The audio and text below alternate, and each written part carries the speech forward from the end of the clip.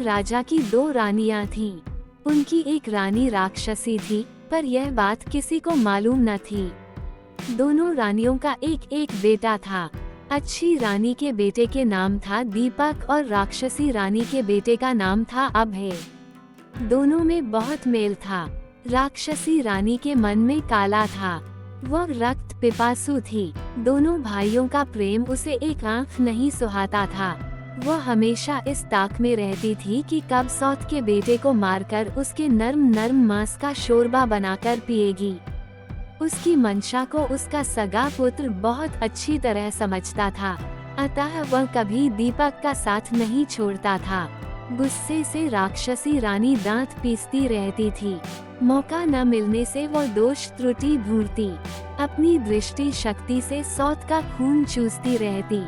फलतः अच्छी रानी दुर्बल होती गई और एक दिन उसने बिस्तर पकड़ लिया।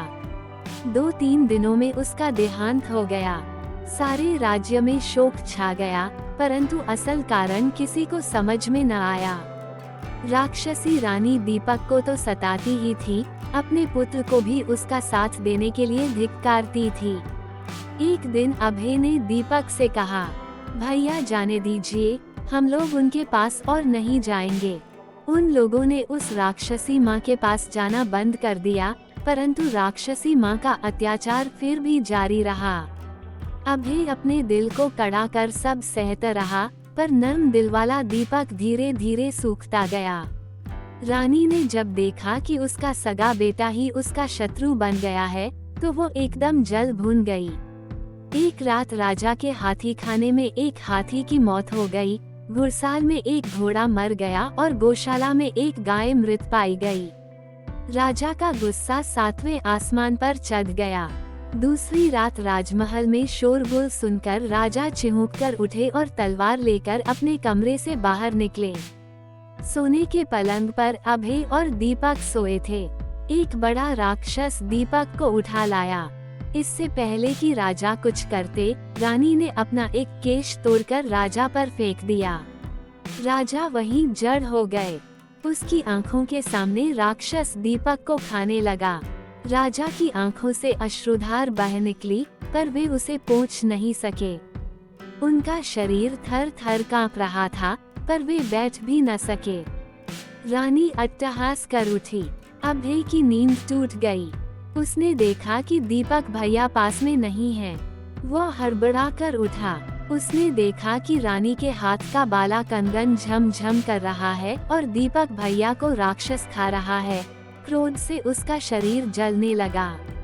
वो दौड़कर वहां पहुंचा और राक्षस के सिर पर एक जोर का चूसा मारा। राक्षस हाय हाय कर चीत्कार कर उठा और सोने का एक टुकड़ा उगलकर भाग गया। रानी ने देखा कि यह तो अनर्थ हो रहा है, अपना ही पुत्र दुश्मन बन गया है। क्रोधाग्नि में जलती रानी अपने ही पुत्र को चबाने लगी। तभी उसके गले से लोहे का एक टुकड़ा गिर पड़ा। हतप्रभ होकर वो उछल पड़ी और सोने एवं लोहे के टुकड़े को लेकर छत पर चढ़ गई। छत पर राक्षसों की भीड़ थी। उनमें कुछ कह रहे थे, और खाऊंगा और कुछ कह रहे थे, अपने देश जाऊंगा। रानी बोली, मैं यहाँ रहूंगी, तुम लोग अपने देश जाओ। झुंड बनाकर राक्षस अपने देश की ओर जब भागे, तो उनके धक्के से राजभवन का शिखर टूट गया, पेड़ पौधों की डालें टूट गईं, नदी के जल में उत्ताल लहरें उठी और राजा का हृदय कांप उठा। जली भुनी रानी अपने कमरे में आई। उसे कहीं से भी चैन नहीं आ रहा था। रात काटे नहीं कट रही थी। अंत में उसने अपनी जादुई आराम छड़ी एवं जिराम छड़ी को जला दिया और आसमान में उड़ती हुई एक नदी के किनारे उतरकर एक बांस वन में एक स्थान पर सोने के टुकड़े एवं लोहे के टुकड़े को गाड़ दिया। फिर निश्चिंत होकर वो घर लौट आई।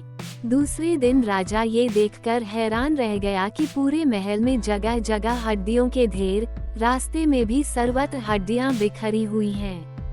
पूरे देश में राक्षसों ने आतंक फैला रखा है। रक्षा का कोई मार्ग नहीं। जब लोगों ने सुना कि राक्षसों ने राजपुत्रों को भी खा लिया है, तो सब झुंड का झुंड बनाकर राज्य छोड़कर भागने लगे। राजा जड़ हो गए। उनके राज्य में राक्षस छा गए। नदी किनारे बांस वन में एक किसान बांस काटने गया। एक बांस को चीरने पर उसे 2 अंडे दिखे।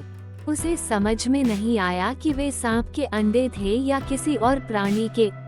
उसने अंडों को फेंक दिया। अंडे टूट गए। लाल रंग के अंडे से एक लाल रंग का राजपुत्र और नीले रंग के अंडे से नीले रंग का राजपुत्र प्रकट हुआ। माथे पर मुकुट, हाथ में नंगी तलवार लिए दोनों राजपुत्र वायुवेग से वहां से चले गए। डर से किसान मूर्छित हो गया। जब उसे होश आया तो उसने देखा कि लाल अंडे का खोल सोने का एवं नीले अंडे का खोल लोहे का बनकर वहां पड़ा हुआ है। किसान ने लोहे वाले खोल से अपने लिए एक हंसिया और सोने वाले खोल से अपनी पुत्रवधू के लिए एक बाजूबंद बनवा दिया। एक जोड़ा राजपुत्र आए, पर राक्षसों ने उन्हें खा लिया। लाल कमल और नीलकमल राजा के समक्ष उपस्थित होकर बोले, हम लोग राक्षसों को मारने के लिए आए हैं। उन्हें देख राजा के मन में आशा निराशा के भाव उठे, पर अंत में बोले, ठीक है। नीलकमल और लालकमल नंगी तलवार लेकर एक कमरे में छुपकर बैठ गए। धीरे धीरे रात गहराने लगी। कोई भी राक्षस नहीं आया और एक पहर बीता, तब भी कोई नहीं आया। आधी रात बीतने पर भी कोई नहीं आया। दोनों राजपुत्रों को नींद आने लगी। नीलकमल ने लालकमल से कहा, भैया मैं सो जाता हूँ, बाद में मुझे जगाकर तुम सो जाना। राक्षस आकर अगर नाम पूछे तो मेरा नाम पहले बताना, अपना नाम पहले मत बताना। ये कहकर नीलकमल सो गया। थोड़ी देर बाद दरवाजे पर दस्तक हुई। लालकमल तलवार को मजबूती से पकड़कर सावधान हो गया। राक्षस आए। शायद रोशनी में उन्हें ठीक से दिखाई नहीं देता था। बोला, घर में कौन जाग रहा है रे? सारे राक्षस किचकिच करते हुए बोले, कौन जाग रहा है, कौन जाग रहा है? लालकमल ने कहा, लालकमल से पहले नीलकमल जाग रहा है, और जाग रहा है तलवार, जाग रहा है घी का दिया। किसका आया है काल? नीलकमल का नाम सुनते ही राक्षसगण डर से 3 कदम पीछे हो गए। नीलकमल अपने पूर्वजन्म में राक्षसी रानी के गर्भ से पैदा हुआ था। उसके शरीर में राक्षस का ही खून दौड़ रहा होगा। राक्षस इस बात को जानते थे। सबने कहा, अच्छा तुम नीलकमल हो भी या नहीं, प्रमाण दो। राक्षसों ने अनेक चतुराई से उससे प्रमाण मांगना आरंभ किया। राक्षसों के लीडर ने कहा, तुम लोग अपने नाखून दिखाओ। लालकमल ने नीलकमल के मुकुट को तलवार की नोक पर रखकर बाहर दिखाया। उसे हाथ से छूकर आपस में बोलने लगे, बाप रे, जिसके नाखून इतने भयंकर हैं, पता नहीं वह कैसा होगा। लीडर ने फिर कहा, देखो तुम लोगों का थूक कैसा है। लालकमल ने तलवार द्वारा दिए के गरम घी को उन पर छिक दिया। राक्षसों के रोए जलने लगे। वातावरण में दुर्गंध फैल गई। राक्षसगण गोन गोन करते हुए भागे। थोड़ी देर बाद फिर आकर वे बोले, तुम लोग अपनी जीभ दिखाओ जरा। लालकमल ने अपनी और नीलकमल की तलवारों को दरवाजे की फांक से बाहर निकाल दिया। राक्षसों के लीडर ने दोनों तलवारों को अपने हाथों से कसकर पकड़ लिया और सभी राक्षसों से उसने कहा, अब मैं जीभ को खींचकर उखाड़ लूंगा। तुम लोग मुझे पकड़कर खूब जोर से खींचो। सबने जोर लगाकर खींचा। फिर क्या था, नंगी तलवार की धार से उसके दोनों हाथ कट गए और काले रक्त की धारा बहने लगी। चिल्लाते हुए सभी राक्षसों के सिरों को लांघकर लीडर राक्षस भाग गया। बहुत देर बाद लीडर राक्षस फिर कहीं से आया और पूछा, कौन जाग रहा है, कौन जाग रहा है? बहुत देर तक किसी राक्षस की आहट न पाकर लालकमल निश्चिंत हो गया था। उसे नींद आने लगी थी। उस अवस्था में उसके मुख से निकल गया, लालकमल जाग रहा है, और उसकी बातें मुंह में ही रह गई और दरवाजा तोड़कर सभी राक्षस लालकमल पर टूट पड़े। घी का दीपक उलट गया। लालकमल का मुकुट गिर गया। वो चीत्कार कर बोला, भाई। नीलकमल की नींद टूट गई। उसने देखा राक्षस हैं। अंगड़ाई लेते हुए उसने कहा, आराम छड़ी, विराम छड़ी। जाग रहा है रे कौन? देख जरा दरवाजे पर, मेरी नींद तोड़ रहा कौन? नीलकमल की आवाज सुनते ही सारे राक्षसों की सिट्टी पिट्टी गुम हो गई। वे अधमरे हो गए। नीलकमल ने घी के दिए को जलाया, फिर सभी राक्षसों को तलवार से काट डाला। राक्षसों को मारकर हाथ मुंह धोकर दोनों निश्चिंत होकर सो गए। दूसरे दिन सुबह राजा ने देखा दोनों राजपूत एक दूसरे के गले में हाथ डालकर सो रहे हैं। उन्हें ऐसा लगा मानो दो लाल अड़हुल के फूल हैं वे। चारों ओर राक्षसों की लाशें पड़ी हुई हैं। देखकर राजा गदगद हो गए। दोनों भाइयों को जोड़ा राजकन्या एवं राजपाट मिल गया। उधर राक्षसी रानी ने राजभवन में अपना आधिपत्य जमा लिया था। आई राक्षस एवं काई राक्षस नामक दो राक्षस दूतों ने उन्हें राक्षसों की मरण कथा की सूचना दी। सुनकर रानी हतप्रभ होकर अपनी छाती पीटने लगी और बोली, आई रे काई रे, अब तो मैं नहीं बचूंगी रे। राक्षसी रानी के कहने से आई काई दोनों राक्षस दूत सिपाही का वेश धारण कर नीलकमल एवं लालकमल की राजसभा में गए और बोले, छाती में कील, पीठ में कील, हमारे राजा को जब तक राक्षसों के सिर का तेल नहीं दिया जाएगा, उनकी बीमारी दूर नहीं होगी। लालकमल नीलकमल ने कहा, ठीक है, तेल ला दूंगा। नई तलवारों में धार देकर दोनों भाई एक जंगल में पहुँचे। एक विशाल बरगद के पेड़ के नीचे विश्राम हेतु बैठे। पेड़ पर एक बेंगमा बेंगमी पक्षी का घोंसला था। बेंगमी ने बेंगमा से कहा, काश कोई दयालु व्यक्ति होता जो अपने 2 बूंद रक्त से हमारे बच्चों के प्राणों की रक्षा करता। ये सुनकर लाल एवं नील ने कहा, पेड़ पर कौन बातचीत कर रहा है? हम लोग अपना रक्त दे सकते हैं। ये सुनकर बेंगमी खुशी से आहा आहा करने लगी। बेंगमा नीचे उतरा। दोनों भाइयों ने अपनी उंगली चीरकर उसे खून दिया। खून लेकर बेंगमा ऊपर चला गया। थोड़ी देर बाद सो सो करते हुए बेंगमा के 2 बच्चे नीचे उतरकर बोले, हमारे प्राण बचाने वाले राजपूत, तुम लोग कौन हो? हम तुम्हारे लिए क्या कर सकते हैं, बोलो। नील लाल ने कहा, हमें किसी चीज की जरूरत नहीं, बस तुम लोग जीवित रहो। बेंगमा बेगमी के दोनों बच्चों ने कहा, ठीक है, पर तुम लोग जाओगे कहाँ? चलो हम तुम्हें पीठ पर बैठाकर वहाँ छोड़ आते हैं। 7 रात तक लगातार उड़ने के बाद 8वें दिन वे एक पहाड़ पर उतरे। आज वे आगे बढ़ने लगे। मैदान को पार करते ही राक्षसों के एक दल ने उन्हें घेर लिया और वे चिल्लाने लगे। तभी नीलकमल ने चिल्लाकर कहा, नानी माँ, हम लोग आए हैं तुम्हारा नीलकमल, गोद में उठाकर हमें ले चलो। शशि ने आकर नीलकमल को गोद में उठा लिया और मेरा नीलू, मेरा नाती कहकर दुलार करने लगी।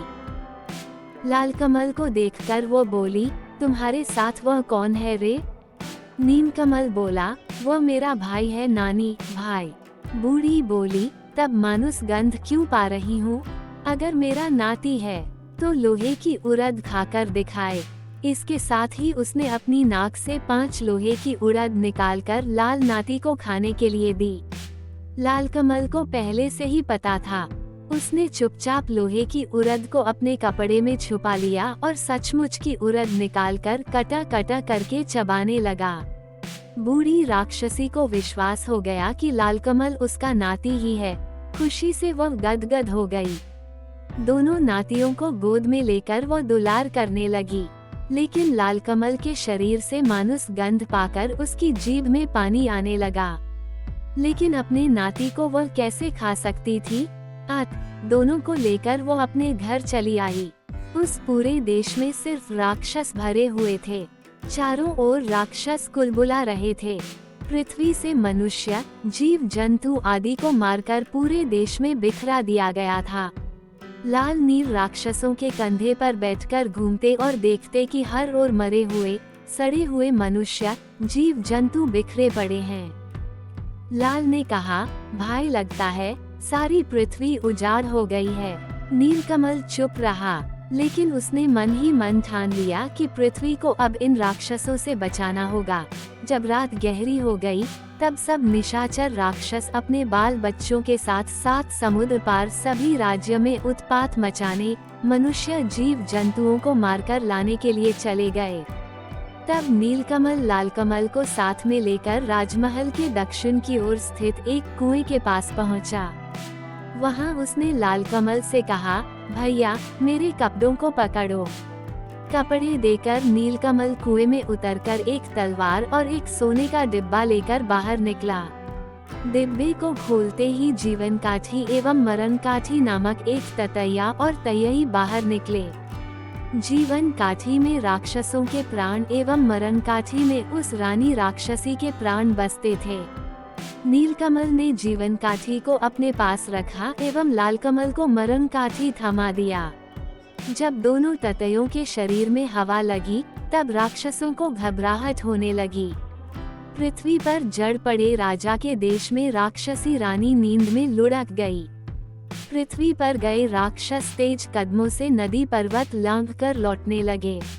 ये देख नीलकमल ने जीवन काठी ततैये के 2 पैरों को तोड़ दिया।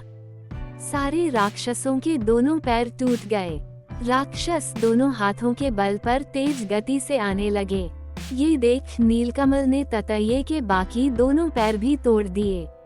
इस तरह नीलकमल ने पूरे राक्षसों को मार डाला और राजा की के राज्य में जाकर उस राक्षसी को भी मार डाला और राजा पुनः अपने चैन से जाग गए।